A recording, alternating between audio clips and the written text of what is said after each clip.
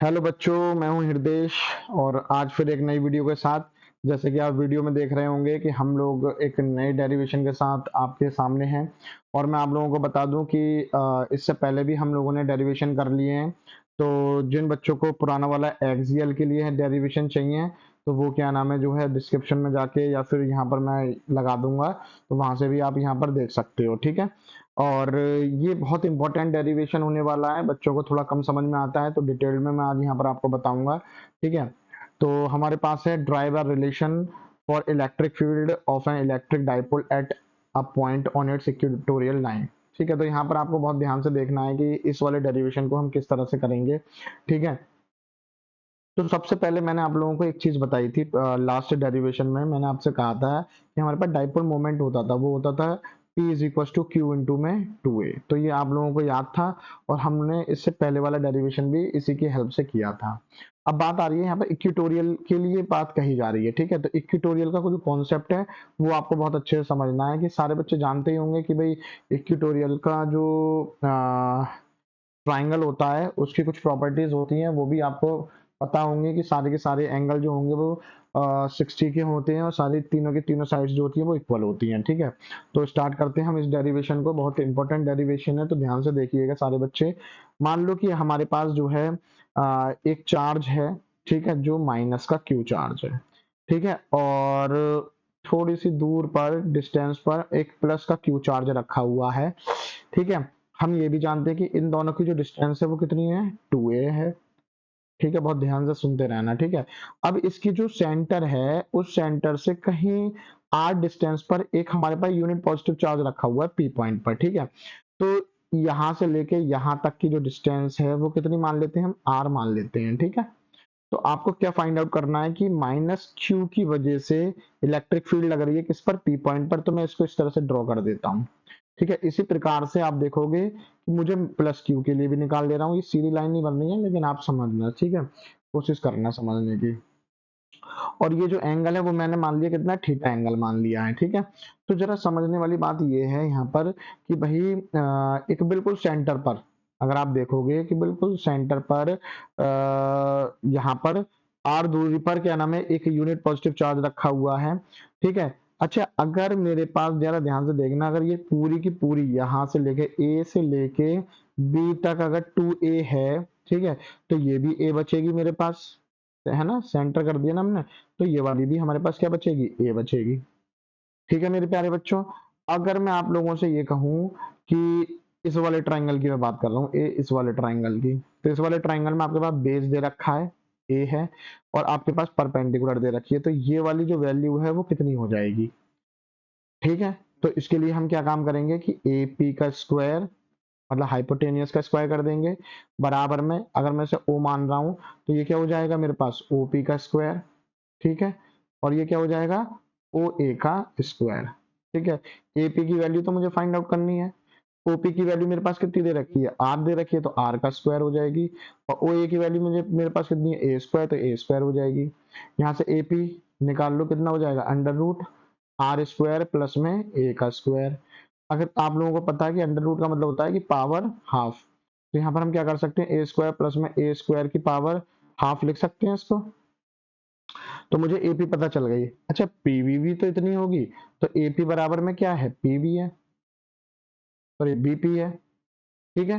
क्योंकि दोनों सेम ही है ना, यहाँ पर भी देखो ये भी आर दे रखी है आपको और ये ए दे रखी है, तो ये भी कितनी आ जाएगी, सेम आ जाएगी। पिक्चर समझ में आ गई आपको। अब जरा ध्यान देने वाली बात ये है कि बहुत ध्यान से देखना, माइनस क्यू चार्ज की वजह से इस पर इलेक्ट्रिक फील्ड लग रही होगी, यहाँ ये यूनिट पॉजिटिव चार्ज है। ठीक है। मैं रेड पेन लेके और फिर समझाता हूँ आपको। तो ये एक्चुअल में क्या कर रहा होगा, ये वाला जो चार्ज है ना वो इसको अपनी तरफ क्या नाम है जो है, ये जो पॉजिटिव चार्ज जो यहाँ पर रखा हुआ है, ये माइनस क्यू चार्ज इसको अपनी तरफ अट्रैक्ट करेगा। तो यहाँ पर जो इलेक्ट्रिक फील्ड आएगी वो ई माइनस का क्यू आ जाएगी। यस और नो। इसी प्रकार से ये वाला जो चार्ज होगा वो इसको ऊपर की तरफ धकेलेगा, क्यों, क्योंकि ये पॉजिटिव चार्ज है। तो यहाँ पर क्या आ जाएगी, ई प्लस का क्यू आ जाएगी। यस और नो। ये वाली बात अच्छे से क्लियर हो गई। तो E प्लस का Q और E माइनस का Q जो हमारे पास इलेक्ट्रिक फील्ड आई है, इनका जो रिजल्टेंट इलेक्ट्रिक फील्ड आएगी वो आएगी आपके पास ये। बताओ। और यही इक्वेटोरियल वाली इलेक्ट्रिक फील्ड होगी हमारे पास। अगर ये एंगल तुम्हारा थीटा है तो देखो ध्यान से देखना, ये वाला एंगल भी तो थीटा होगा। ये थीटा है तो ये वाला एंगल भी क्या हो जाएगा, थीटा हो जाएगा मेरे प्यारे बच्चों। पिक्चर हमें बहुत अच्छे से समझ में आ गई है, यस और नो। ठीक है, अब चलते हैं हम मेन उसकी डेरिवेशन की तरफ। पिक्चर आपकी यही है, तो मैं ई माइनस का क्यों निकाल लूं, तो एक बार मैं ई प्लस का क्यों निकाल लूं। चलो शुरू करते हैं नीचे। अगर मैं आप लोगों से कहूं कि भैया ई माइनस का क्यू का मैग्नीट्यूड कितना निकल के आएगा, तो आप क्या कह दोगे, निकाल ले रहे हैं कि इलेक्ट्रिक फील्ड, ठीक है रेड पेन सही लग रहा है, electric field at point P, जो ऊपर दे रखा था, ड्यू टू, कौन सा है, पहले पॉजिटिव चार्ज के लिए निकाल लेते हैं, तो प्लस क्यू चार्ज। ठीक है भैया, तो कितनी निकल के आ जाएगी आपके पास, ई प्लस का क्यू। ठीक है, वेक्टर दे दो, क्या होता है फॉर्मूला, 1/4 पाई एप्सिलॉन नॉट, और क्यू है क्यू अपॉन में, यहाँ पर कॉन्सेप्ट समझना है आप लोगों को। चलो मैं ऊपर चलता हूँ।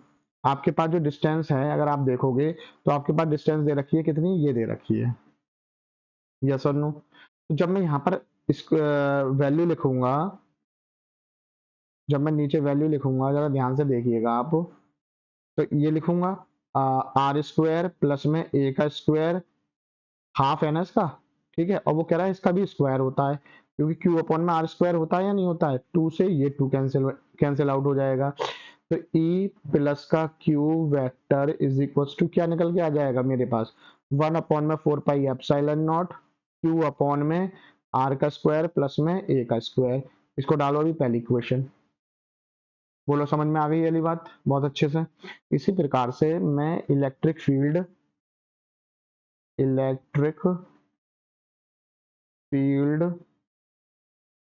है ना, एट पॉइंट पी पर निकाल रहा हूं due to minus Q charge की वजह से। चलो, माइनस क्यू चार्ज की वजह से अगर मैं निकालूंगा तो क्या मैग्नीट्यूड निकल के आ जाएगा, ई माइनस का क्यू वेक्टर है ना, क्या होता है formula, 1/4 pi epsilon not, minus का साइन है ना, तो यहाँ पर आप माइनस साइन लिख सकते हो। ठीक है, बस डायरेक्शन का मेन सीन आएगा आपके पास, तो चलो कोई नहीं, यहाँ पर आप लिख दो क्या हो जाएगा, आर स्क्वायर प्लस में ए का स्क्वायर, और ये आ गई आपके पास सेकंड इक्वेशन। जैसे हम क्या नाम है एक्सियल वाले में साइन लिख रहे थे, एक्सियल वाले में हम माइनस क्यू साइन लिख रहे थे, लेकिन यहाँ पर हम नहीं लिखेंगे माइनस साइन से, हमें पता चल रहा है कि बस मैग्नीट्यूड इनकी सेम है, लेकिन चार्ज में प्लस और माइनस आ रहा है, कोई दिक्कत नहीं है। अब हम, अगर आप इन दोनों इक्वेशनों से अगर एक चीज देख रहे हो कि ये वाला जो मैग्नीट्यूड है और ये वाला जो मैग्नीट्यूड है वो बिल्कुल सेम आ रहा है ना, यस और नो, तो हम एक बात ये कह सकते हैं, एक स्टेटमेंट ये कह सकते हैं बच्चों कि भाई जो मेरे पास ई माइनस का क्यू है वो ई प्लस का क्यू के बराबर है, और जो कि कितना निकल के आ रहा है मेरे पास, 1/4 पाई एप्सिलॉन नॉट, और क्यू अपॉन में आर स्क्वायर प्लस में ए का स्क्वायर निकल के आ रहा है, यस और नो। ठीक है, तो अब आपको ये एक चीज और देखनी है कि भाई मैं पिक्चर दोबारा बनाऊंगा क्योंकि यहाँ पर दोबारा बनाने की जरूरत पड़ेगी पिक्चर मुझे। ठीक है, तो जरा एक चीज और ध्यान से देखो, बहुत ध्यान से देखना। जैसे मेरे पास जो पिक्चर थी वो कुछ इस तरह से थी, मतलब इस तरह से अगर मैं बनाऊं, ठीक है, यहाँ पर क्या थी, ये परपेंडिकुलर था, यहाँ पर ये ओ पॉइंट मान लो, ये मेरे पास कितनी थी पूरी की पूरी, ये ए थी, ये वाली ए बच रही थी मेरे पास, और ये वाली ए बच रही थी। ठीक है बच्चों, और ये ऊपर से नीचे मेरे पास कितनी थी, आर थी। ठीक है, बात यहाँ पे ये आ रही है कि ये ऊपर की तरफ जा रही थी इलेक्ट्रिक फील्ड, और ये नीचे की, सॉरी एक सेकेंड, ये वाली इलेक्ट्रिक फील्ड जो है वो नीचे की तरफ आ रही थी, इसकी जो रिजल्टेंट आ रही थी वो ये आ रही थी, यस और नो। तो हम एक बात ये कह सकते हैं यहाँ पर देख के कि भाई ध्यान से देखना, मैं एक वाली बात ये कह सकता हूँ कि क्लियरली, और ये मेरे पास एंगल कितना था, थीटा था। ठीक है, थीटा के साथ वाला जो कंपोनेंट होता है वो क्या होता है, कॉस थीटा होता है। तो मैं ये वाली बात कह सकता हूँ, clearly the component of E minus का क्यू, ठीक है मेरे प्यारे बच्चों, एंड ई प्लस का Q normal to the dipole axis will be will be cancel out। मतलब कि क्या हुआ, बहुत ध्यान से देखना। अगर देखो, ध्यान से देखो, अगर मैं ऊपर और नीचे लूंगा इलेक्ट्रिक फील्ड ई माइनस का क्यू और ई प्लस का क्यू, तो दोनों का दोनों मैग्नीट्यूड सेम है, दोनों की दोनों क्या हो जाएंगी, कैंसिल आउट हो जाएंगी ये, ठीक है। लेकिन अब जरा यहां पर देखो नीचे, the component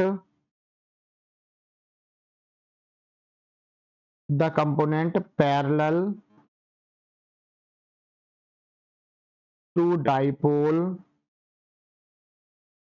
axis add up. और जो कंपोनेंट हैं पैरेलल हैं आपस में, ठीक है, वो वाले जो है वो एड अप हो जाएंगे, एक इस तरफ जाएगा, ठीक है, और एक दूसरा वाला भी इसी तरफ निकलेगा ना इसका रिजल्टेंट, तो दोनों पैरेलल हो गए, तो दोनों के दोनों क्या हो जाएंगे, एड अप हो जाएंगे। तो एड अप हो जाएंगे तो इसका मतलब ये हो जाएगा, एक बात और लिखनी पड़ेगी मुझे लास्ट में, कि द टोटल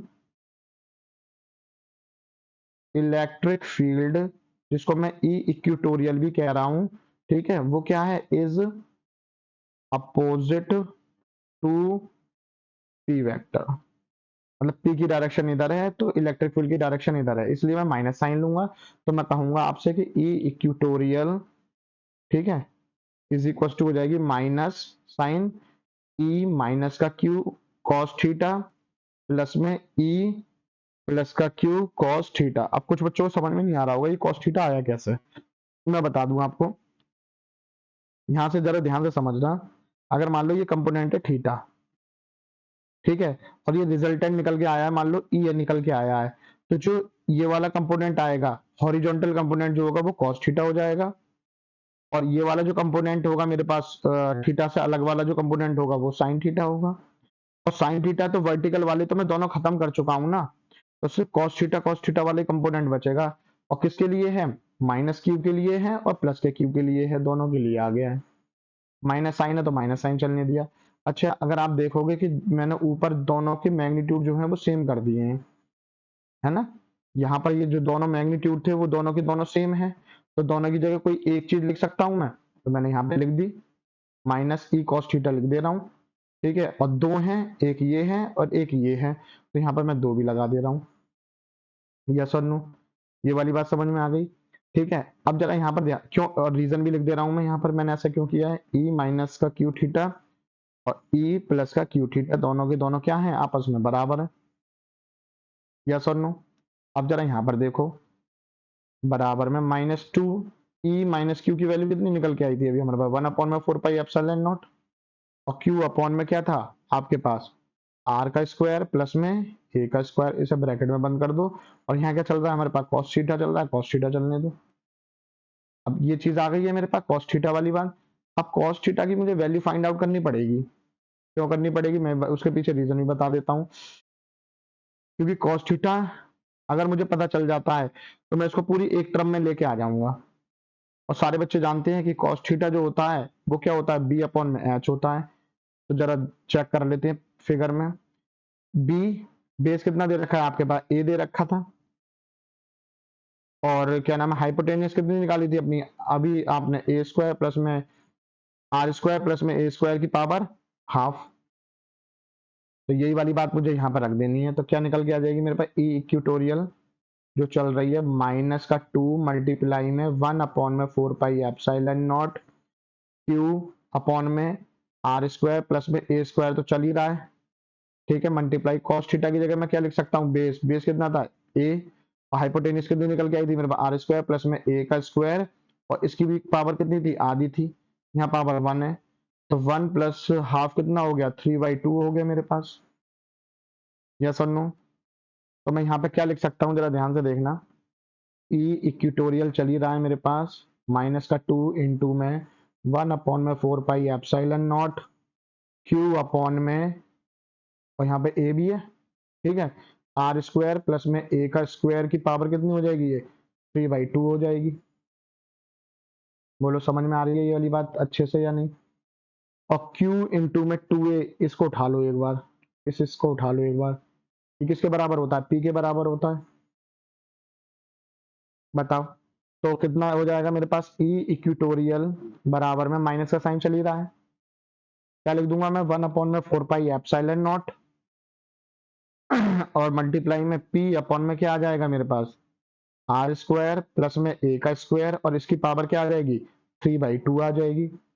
अब जरा पिक्चर में देखो आप, सबसे स्टार्टिंग वाली में आपका आर बड़ा है या ए बड़ा है, तो आर बड़ा है ना ए से, तो ये वाली बात मुझे लास्ट में लिख लेनी है, कहाँ पे, लास्ट में यहाँ पर। तो मैं आपसे यहाँ पर कह दूंगा कि आर बड़ा है ए से, तो आर स्क्वायर भी बड़ा होगा ए स्क्वायर से, तो ए स्क्वायर को तो मैं नेग्लेक्ट कर दूंगा, तो मेरे पास क्या बचेगा, जरा ध्यान से देखिएगा, क्या होगा, E equatorial is equal to -1/4 pi epsilon naught P upon में, इसे नेग्लेक्ट करूंगा तो आर स्क्वायर की पावर क्या बचेगी, 3/2 बचेगी, 2 से 2 कैंसिल आउट हो जाएगा, बताओ।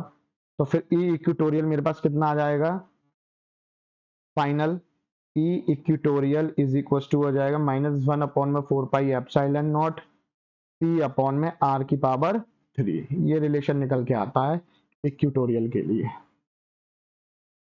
ये चीजें क्लियर हो रही हैं। और ये जो माइनस साइन है वो बस इंडिकेट कर रहा है कि ये जो साइन है मेरे पास, रेड पेन से लिख दे रहा हूं मैं, ये मुझे इंडिकेट कर रहा है कि जो इलेक्ट्रिक फील्ड है मेरी, वो अपोजिट डायरेक्शन में है, किसके, इलेक्ट्रिक डाइपोल के, बस इतनी सी बात कह रहा है ये।